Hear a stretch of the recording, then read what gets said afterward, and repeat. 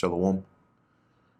First and foremost, I want to give all praises, honor, and glory to Yahweh, Bahasham, Yahweh Shai, Bahasham, Ruach Kodesh.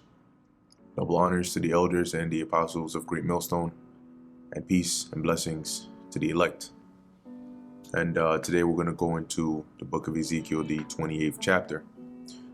And, in Ezekiel 28, or really in Ezekiel 27, I believe it started in 26 or so, but anyway, in 27, it talks about, Tyrus, or Tyre, and, the Lord basically has Ezekiel prophesy, or as it says, take up this lamentation against them, describing their estate and their glory and how the Lord is going to bring it down.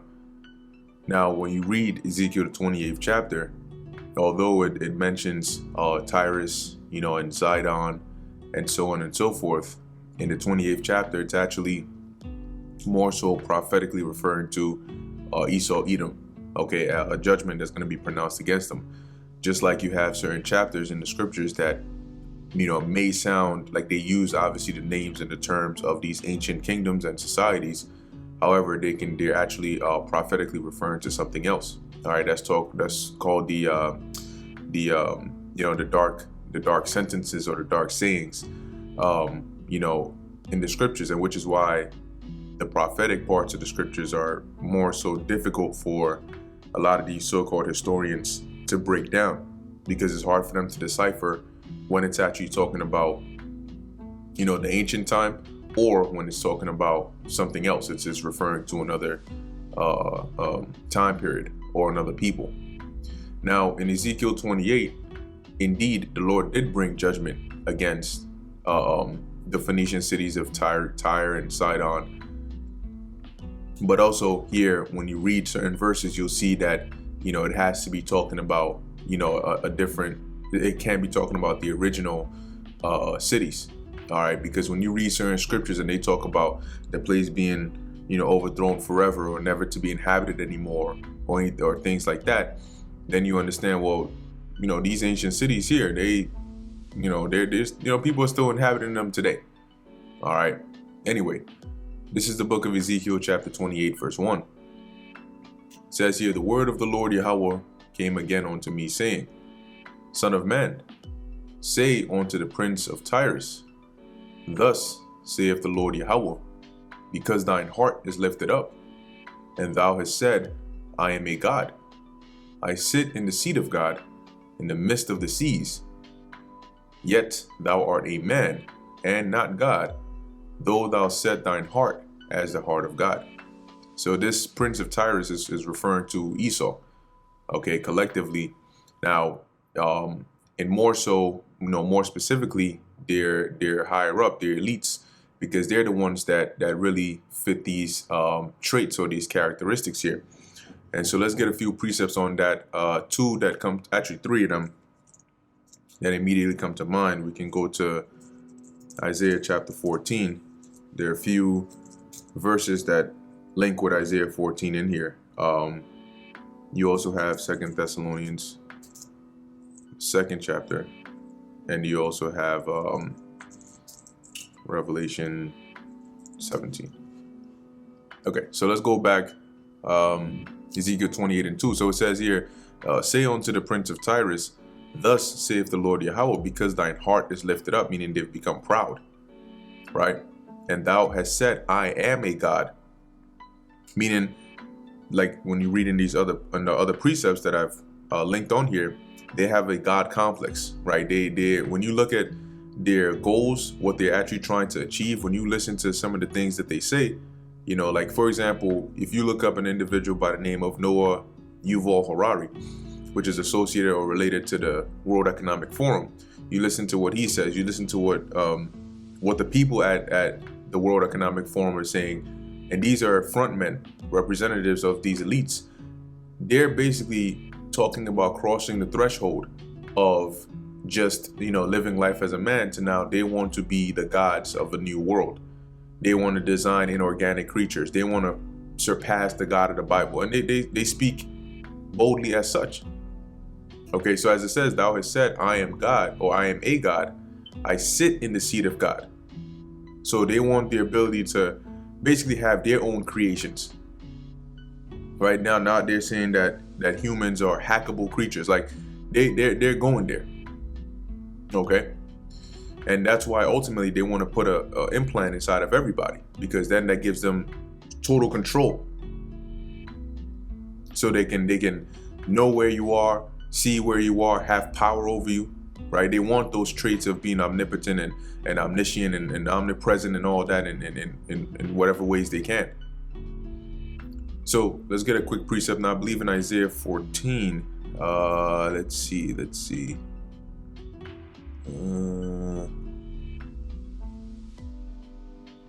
I know there's a precept on here that talks about that. It's probably a little lower. There we go. This is Isaiah chapter 14, verse 13. And this Isaiah, the 14th chapter, is also referring, it's a prophecy concerning, Esau, Edom. Now there's certain chapters that you read that are speaking about, like Babylon, for example. But Babylon is almost like Babylon personified would be Esau, Edom. Put it like that. Okay. It says, "For thou hast said in thine heart," meaning your mind, "I will ascend into heaven. I will exalt my throne above the stars of God," which the stars of God are the Israelites. And Revelation 12 goes into that. It says here, "I will sit also upon the mount of the congregation in the sides of the north. I will ascend above the heights of the clouds. I will be like the Most High." That's their mindset. Not in the sense of, oh, I look up to the Most High and I want to do. No. They have the mindset of basically moving out the God of the Bible and them being the new gods. Okay. Now let's go to the book of 2 Thessalonians chapter 2, verse 3. "Let no man deceive you by any means, for that day shall not come." And the Apostle Paul was talking about the day of the Lord here. "Except there come a falling away first." Okay, so ultimately, there were certain things that needed to take place from the time when the Apostle Paul was writing this before the return of the Lord. Okay, so the day of the Lord was not going to come until, right? First, there was going to be a falling away, which that represented us falling completely away from our heritage, our nationality, all of that. That's why over a period of time, we didn't know that we were Israelites. We just eventually just came to be known as black. You're just black.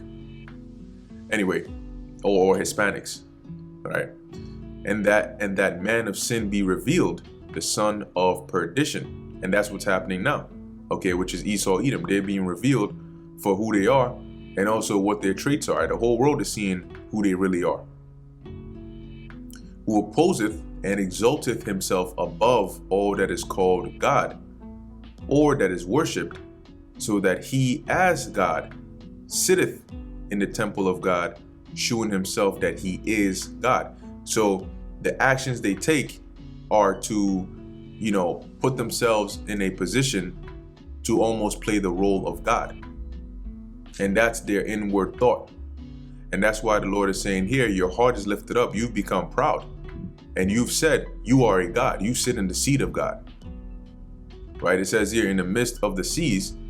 Now, the ancient city of Tyrus or Tyre was actually, a part of it. I think either old Tyre or new Tyre.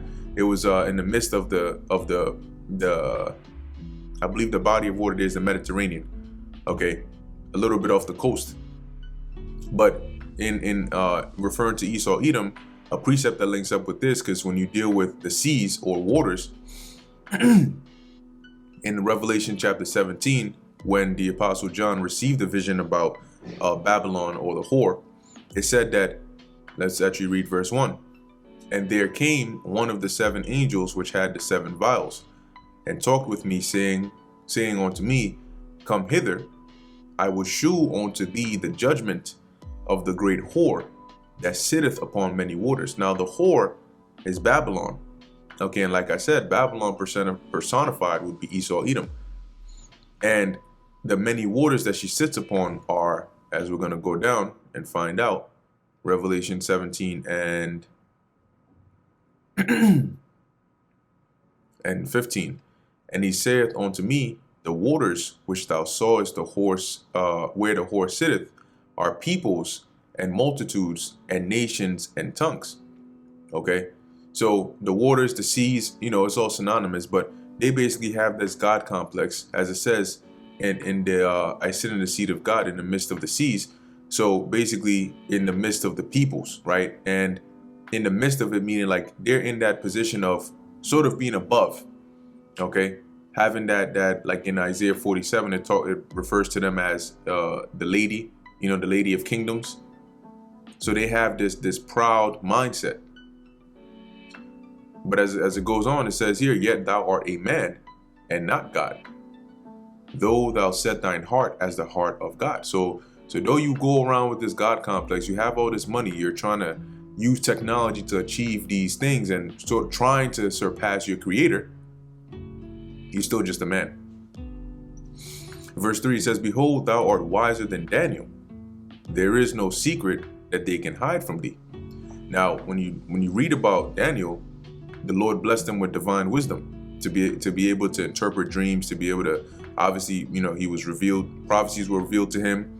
He was able to basically, tell you what your dream was and interpret it. So he was, the Lord blessed him with a great deal of wisdom. But now the way that they are wiser than Daniel is through their technology. All right. The Lord blessed them with technology, and obviously through their left-handed sorceries, but mainly through their technology, they're able to uncover, certain mysteries and be able to perform these different, acts that we have today. Okay, put all these things together. But also, as it says, there is no secret that they can hide from thee. Because how is it that, for example, you can be, just a hypothetical example, you can be at an airport trying to board a plane, and here it is that some men in suits pull up to you and hit you with 14 years worth of charges, telling you did this, you're guilty of that, you did this, that, and that. Or they hit you with these charges, right? And these are things that you thought nobody ever knew. Okay. But because of their technology and their surveillance and all of that, they're able to find out pretty much everything. They're always recording and listening to everything. Okay. It says, with thy wisdom and with thine understanding, thou hast gotten thee riches, and hast gotten gold and silver into thy treasures. And rightfully so, in the sense that, remember that at one point, these were pretty much like cavemen dwelling in the Caucasus Mountains, and the Lord took them out of that and raised them up into this position now, where now they're able to, design all these different technological resources and so on and so forth, and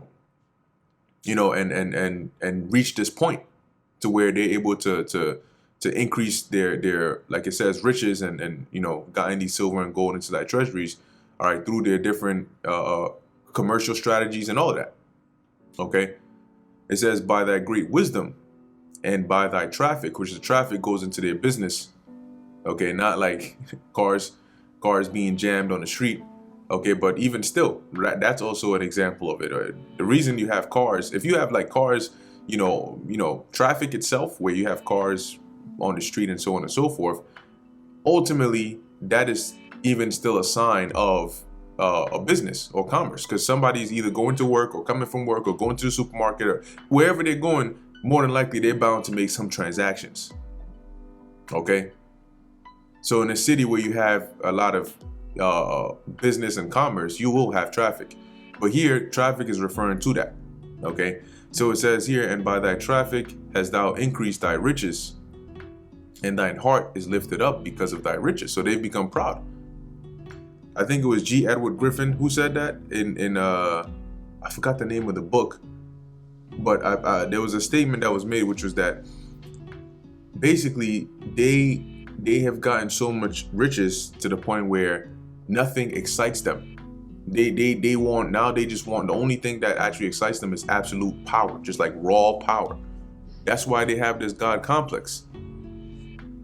Verse 6, therefore thus saith the Lord Yahweh, because thou hast set thine heart as the heart of God. Behold, therefore, I will bring strangers upon thee, and the terrible of the nations, And they shall draw their swords against the beauty of thy wisdom, and they shall defile thy brightness. Now, these strangers and the terrible of the nations are referring to these other nations that the Lord is going to bring, all right, ultimately against Esau, Edom, but more specifically against like Babylon, to put it like that. All right, this is going to happen in that third world war. And I believe in Jeremiah, precepts like Jeremiah, 50, 51, Isaiah 13. Okay, they all go into that. All right, all ye that bend the bow, gather round about her. So their swords are ultimately going into their weapons. All right, more specifically their missiles, because that's what they're going to use to, as it says, defile thy brightness, which is going to be to ultimately destroy Babylon. Okay, it says here, they shall bring thee down to the pit. And the pit is the, number one, it represents a low state, but it also represents the grave. Okay, it says, they shall bring thee down to the pit, and thou shalt die the deaths of them that are slain in the midst of the seas. Now, if you're either on a voyage or on a boat or whatever, and you die, what happens to you? Eventually, they throw your ass off the ship. I'm not talking about right now, like you being on a cruise ship or something. I'm talking about like traditionally or like in the ancient times. Like if you were in the middle of the ocean, they'll throw your body over, because if they leave your body on there, and this is like a 2-month voyage, and your body's rotten and breeding diseases, they're not going to do that. So they're going to throw you off. Okay, i.e., you're not getting a proper burial. Now, when you also read in the book of Isaiah, the 14th chapter, it talks about that, right? Them being brought down into a lower state, being narrowly looked upon. Right? Let's go there real quick. Isaiah 14 and 15. Right? It says, this is their mindset, that I will ascend above the heights of the cloud. I will be like the Most High. Yet thou shalt be brought down to hell. Hell meaning the grave. Okay, the word there, when it talks about hell, it's not talking about a place where you go and burn forever. That's not referenced in the scriptures at all. Okay, the hell here is talking about the grave.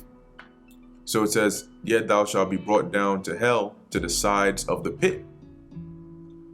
They that see thee shall narrowly look upon thee. So they're going to look down upon you and consider thee, saying, is this the man that made the earth to tremble, that did shake kingdoms?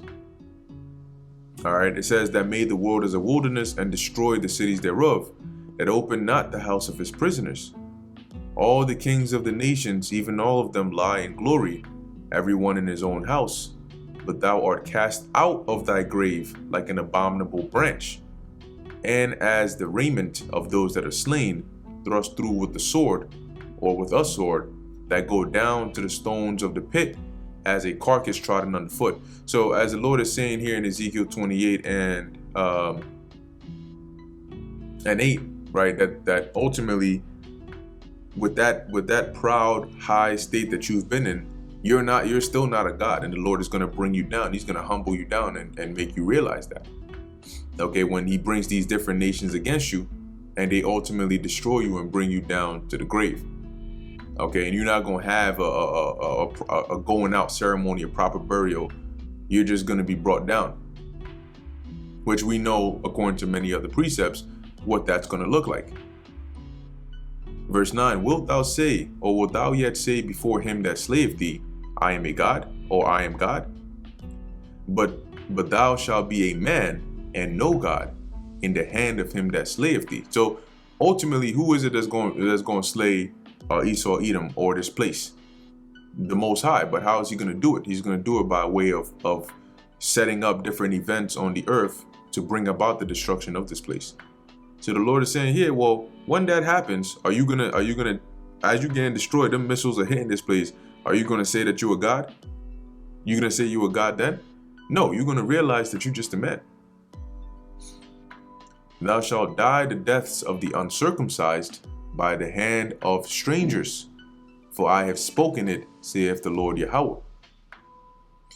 Moreover, the word of the Lord came unto me, saying, Son of man, take up a lamentation upon the king of Tyrus, and say unto him, Thus saith the Lord Yahweh, Thou sealest up the sum, full of wisdom and perfect in beauty. Now, keep in mind, this is a lamentation, right? So that it's not literal per se. Okay, it's not gonna be like this. He's literally this. Okay, but it's in this form. It's also metaphorical to represent something. Okay, but the point that's being made here is you have Esau Edom, which is referred to here as the prince of Tyrus, but the Lord is going to bring him down because he's been proud. All right, and the Lord is going to humble him down. So it says here, thus saith the Lord, thou sealest up the sum, full of wisdom and perfect in beauty. Basically meaning that you're like you got to the point where you were likened on to like the perfection. All right, when you seal up the sum, you've basically filled it all up. When it comes to wisdom and beauty and all of that. Thou hast been in Eden, the garden of God. Every precious stone was thy covering, the sardius, topaz, and the diamond, the beryl, the onyx, and the jasper, the sapphire, the emerald, and the carbuncle, and gold. The workmanship of thy tabrets and of thy pipes was prepared in thee in the day that thou was created. Now, remember, dealing with Esau Edom, when you go back to the garden, or the Garden of Eden, the spirit of Esau Edom was there. The people were not called Edomites. It wasn't until a later point in time that they got that name, all right, of Edom. Okay, but when you actually go back to the garden, dealing with the serpent, and Eve and so on and so forth, guess what? The spirit that was in that serpent, same spirit that was, or the same kind of spirit that was in Cain, all right, that was a spirit that later came to be classified as the Edomites. Okay, so being that we are referring to or talking about Edom in this chapter, they were there, okay, in that garden. And when they were created, before they had gone off, okay, they were, like it says here, every precious stone was thy covering. Meaning, like, it's just metaphorical to say that if you look at every precious stone being your covering, meaning like your clothes, having like these gems and, being perfectly seamed together and all of that, right, as it goes into the workmanship. But ultimately, as we keep on reading, it's gonna explain what ended up happening to them, from going from that good, perfect estate to what we're about to read. All right, so it says here, verse 14, thou art the anointed cherub that covereth, and I have set thee so. Thou wast upon the holy mountain of God, and thou hast walked up and down in the midst of the stones of fire. Now, the anointed cherub, anointed meaning chosen. Okay, but when people hear the term chosen or anointed, they initially associate it with, the second somebody's anointed or chosen, that just means they're good. But that's not always the case. Being anointed or being chosen just means you've been selected, okay, for a particular purpose. All right, that the Lord selected you to play that role. So them here being referred to as the anointed cherub that covereth, right? The Lord said, I have set thee so. So ultimately, the spirit of Esau Edom was the one that was chosen by the Lord to play the role that they've played throughout history, even up until this point. Okay, and as it says, that was upon the holy mountain of God, and has walked up and down in the midst of the stones of fire. So at that point in time, guess what? They were there in the presence of the Lord's creation, with Israelites and all of that, right? Going back to the garden, as it says, verse 15, thou wast perfect in thy ways from the day that thou was created, till iniquity was found in thee. Right?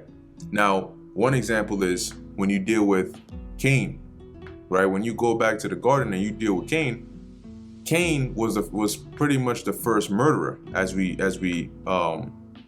read about in the scriptures, right? In I forgot what chapter it was, but it mentions Cain being the or really Esau, but being the murderer from the beginning. Okay, there's also another precept that talks about them being the father of lies.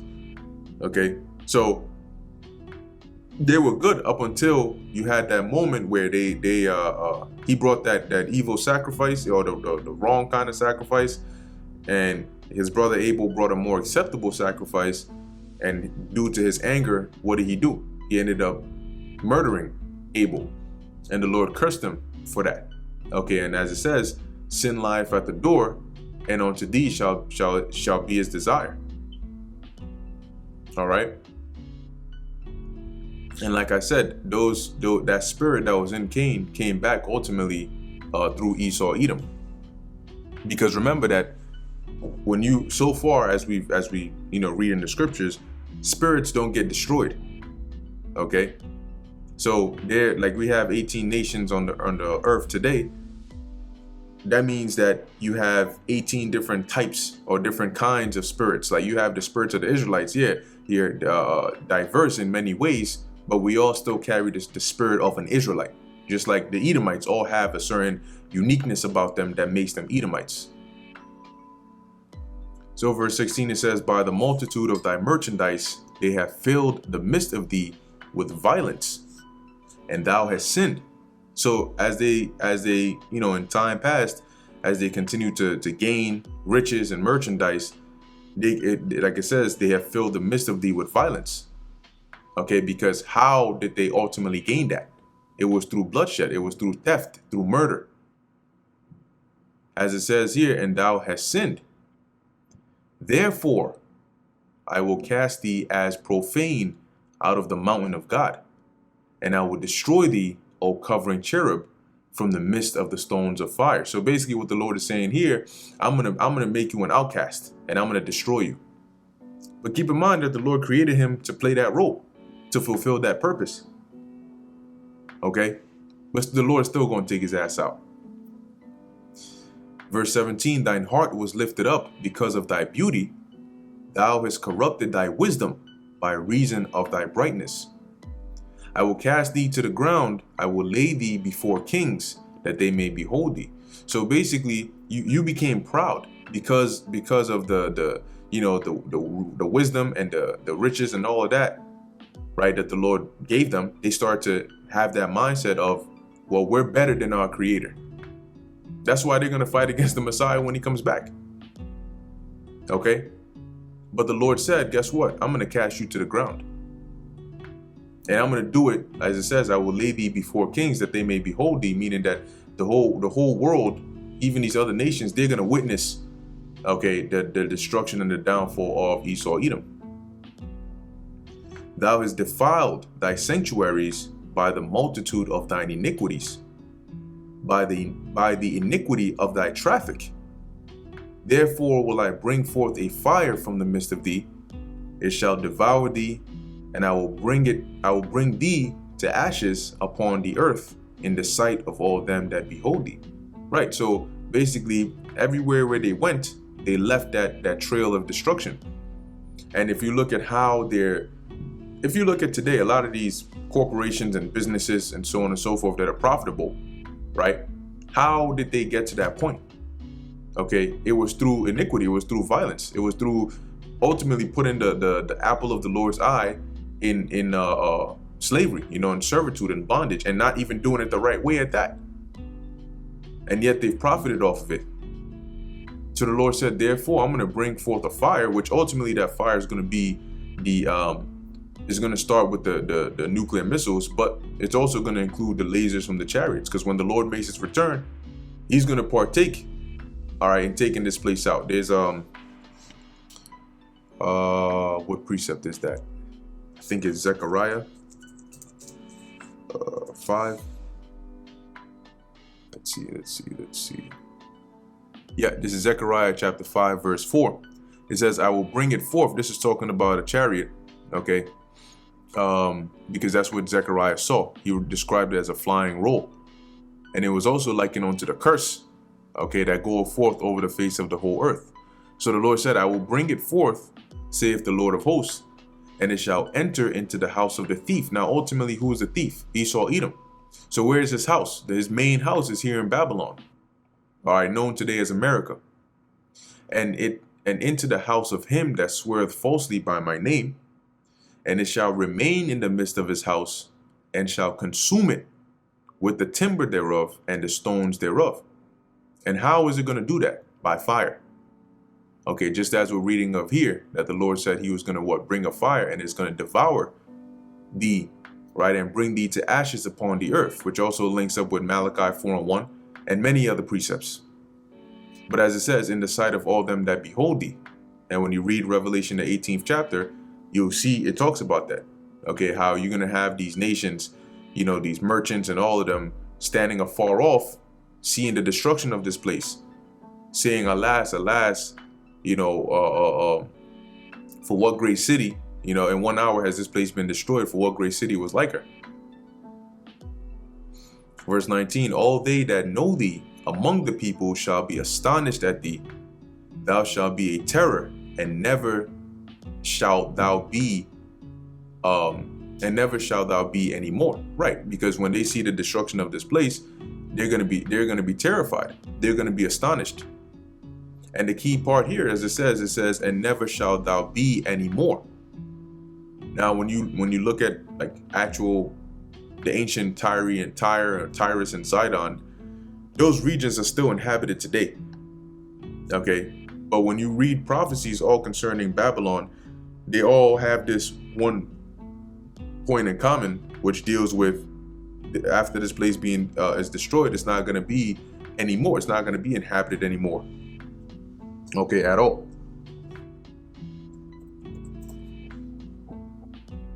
Verse 20. Again, the word of the Lord Yahweh came unto me, saying, Son of man, set thy face against Zidon, and prophesy against it. Now, once again, keep in mind, right, like Tyre and Sidon were Phoenician cities, right? So, in this sense, it's still prophetically referring to Esau, Edom. Okay, and it says here, and say, Thus saith the Lord Yahweh, Behold, I am against thee, O Zidon, and I will be glorified in the midst of thee. And how is the Lord going to do that? By bringing that judgment. Okay, it's just like he was glorified when he brought that judgment against Egypt, ancient Egypt. And they shall know that I am the Lord Yahweh, when I shall have executed judgments in her, and shall be sanctified in her. See, so the world is going to know, all right, that this is the work and the working and the doings of Yahweh Bahasham Yahweh Shai, after he has brought that judgment upon this place. For I will send into her pestilence, and blood into her streets, and the wounded shall be judged in the midst of her by the sword upon her on every side, and they shall know that I am the Lord.